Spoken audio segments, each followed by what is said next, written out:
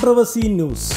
തമിഴിലെ ഒരു യുവതാരത്തിനെതിരെ ലൈംഗിക ആരോപണം. തമിഴ് സിനിമയിൽ താരമൂല്യത്തിന്റെ കാര്യത്തിലായാലും അഭിനയ മികവിന്റെ കാര്യത്തിലായാലും തൻ്റെതായ ഐഡന്റിറ്റി ഉണ്ടാക്കിയ താരമാണ് മികച്ച നടനുള്ള നാഷണൽ അവാർഡ് സ്വന്തമാക്കിയ ധനുഷ്. ഈ അടുത്ത കാലത്ത് ധനുഷിന് മോശം സമയമാണ്.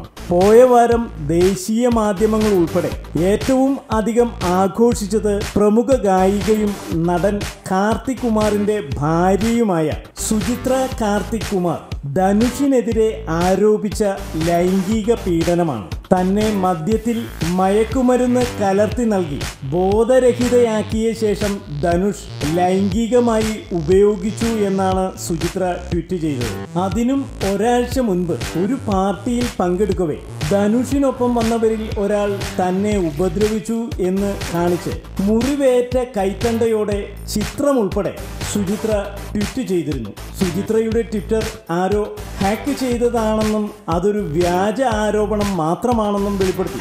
സുചിത്രയുടെ ഭർത്താവ് കാർത്തിക് രംഗത്തെത്തി. എന്നാൽ ഇതിന്റെ പുക അടങ്ങും മുൻപേ പുതിയ ട്വീറ്റും വിവാദമായി. തന്നെ ധനുഷും അനിരുദ്ധ് രവിചന്ദ്രൻ ചേർന്ന് ലൈംഗികമായി ഉപയോഗിച്ചു എന്നതാണ് സുചിത്രയുടെ പ്രധാന ആരോപണം. സംഗതി കൂടുതൽ വിവാദമായതോടെ സുചിത്രയുമായുള്ള വിവാഹബന്ധം വേർപെടുത്തുവാൻ ഒരുങ്ങുകയാണത്രേ കാർത്തിക്.